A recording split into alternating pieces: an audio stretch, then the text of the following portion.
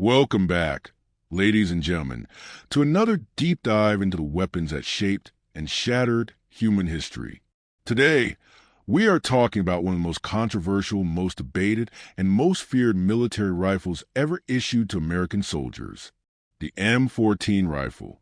Before we get started, ask yourself this. What does it truly mean when a weapon designed to protect becomes the very thing that destroys the men carrying it?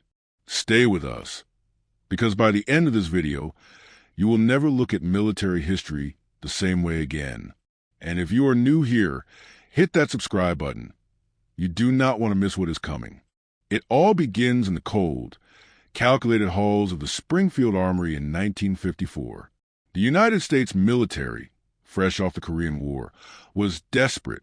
They needed a new rifle, something more powerful, more reliable, and more modern than the aging M1 Garand that had served them through World War II. Military engineers and weapons developers poured years of research and millions of dollars into creating what they believed would be the perfect weapon. The M14 was born out of that ambition. A semi-automatic, gas-operated, magazine-fed rifle chambered in 7.62 by 51 millimeters NATO. It looked like progress. It felt like progress.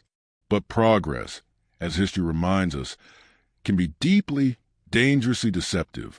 On January 9, 1957, the United States Army officially adopted the M14 as its standard-issue infantry rifle, replacing the beloved M1 Garand. Defense Secretary Charles Wilson stood before military officials beaming with confidence, declaring the new rifle a generational leap forward for American soldiers. Military brass called it a marvel of engineering. Weapons experts praised its long-range accuracy and stopping power. On paper, the M14 was everything the military wanted. A rifle that can engage enemies at distance, penetrate cover, and deliver devastating firepower. But here's the question that no one in that room was asking. What happens when a weapon built for one type of war is sent into a completely different one? That answer, my friends, was about to cost thousands of men their lives.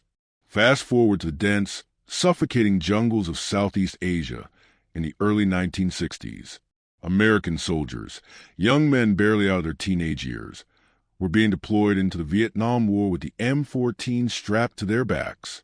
Many of them had trained with a rifle on open shooting ranges back home in America, flat, dry, and controlled environments. But Vietnam was none of those things. It was wet. It was muddy. It was unpredictable. Corporal James Wilson, a 20-year-old soldier from rural Georgia, later recalled in a 1971 interview, the jungle didn't care how good your rifle looked on a test range. The moment you got it wet, the moment mud got into it, you were praying it wouldn't jam on you when it mattered most. That fear, that bone-chilling, gut-wrenching fear, became the daily reality for thousands of American soldiers. By March of 1965, reports from the battlefield were becoming impossible to ignore. Soldiers stationed in the Mekong Delta region of South Vietnam were filing complaint after complaint about the M14's performance in combat conditions. The rifle, weighing nearly 11 pounds when fully loaded, was cumbersome in the narrow jungle terrain where soldiers needed to move fast, stay low, and react instantly. More horrifying was the rifle's behavior in the extreme humidity of the Vietnamese jungle. Wooden stocks warped, metal components corroded, and the rifle's semi-automatic mechanism jammed at the worst possible moments.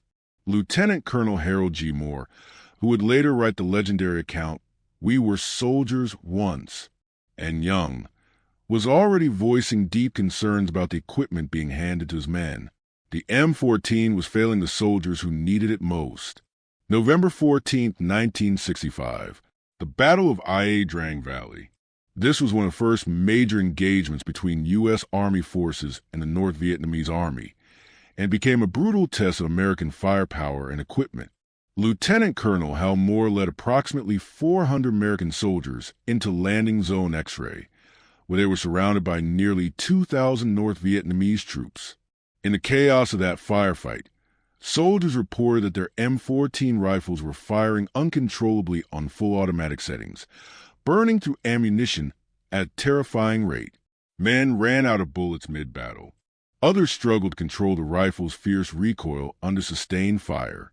Sergeant Major Basil Plumley, one of the most decorated soldiers present that day, reportedly told soldiers, "You better make every round count, because that rifle will eat your ammo faster than the enemy will eat your time."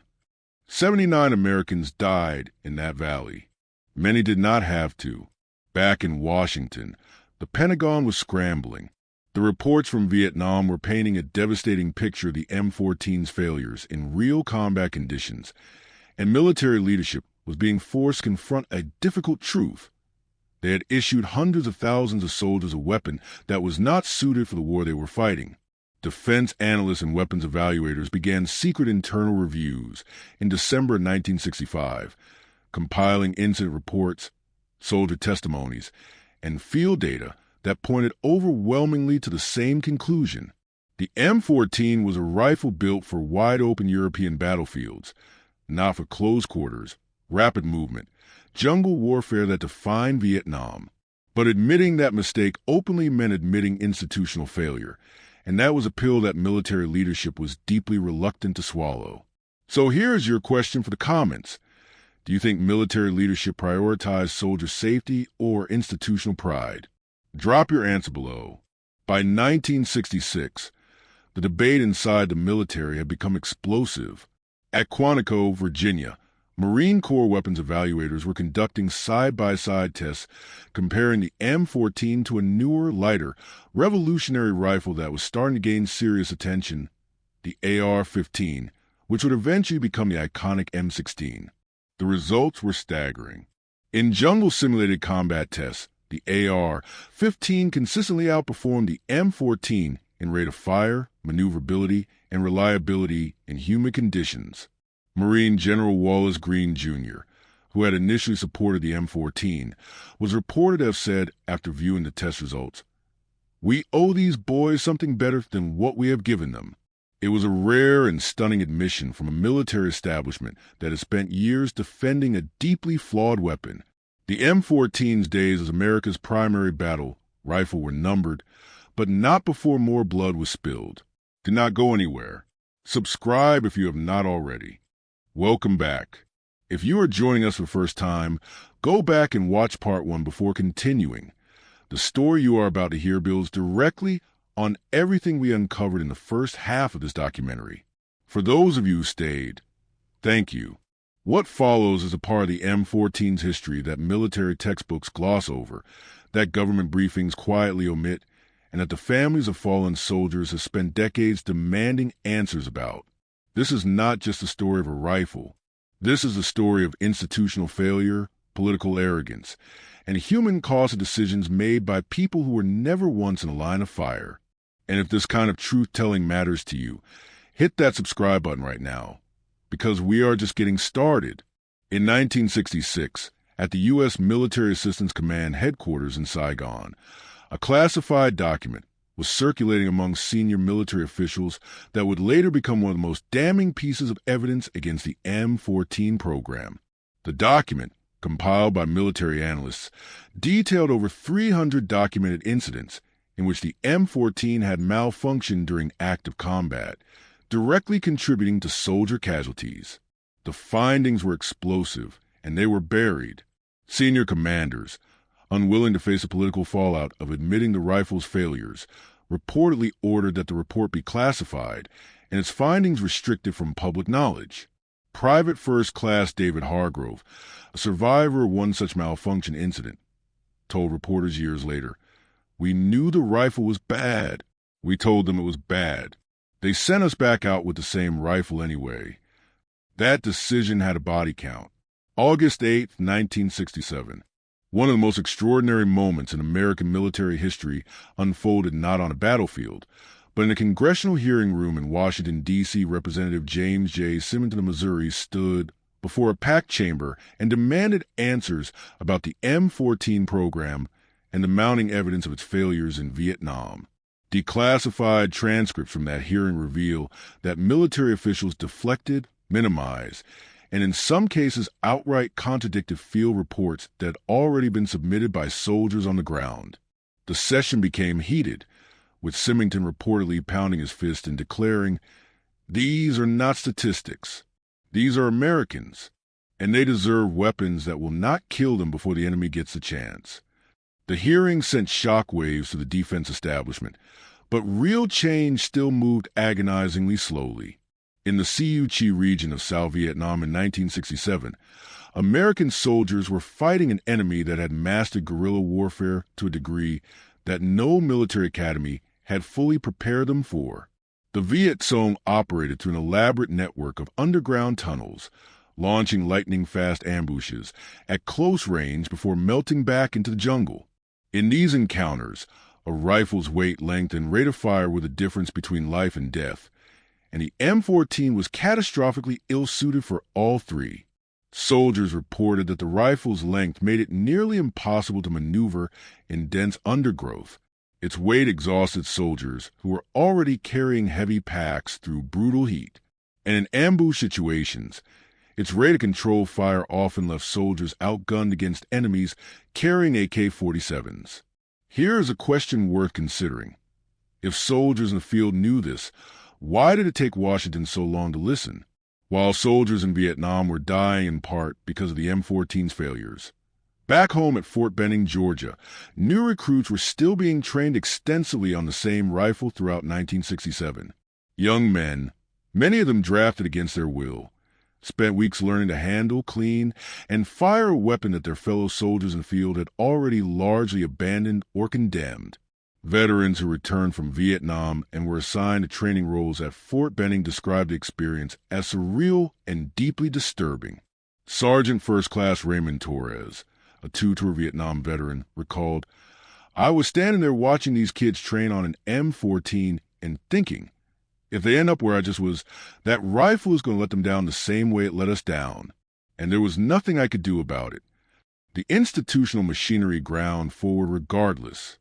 On February 28, 1967, the Department of Defense quietly issued an internal memorandum acknowledging, for the first time in an official document, that the M14 was not optimally suited for the combat conditions being experienced in Vietnam.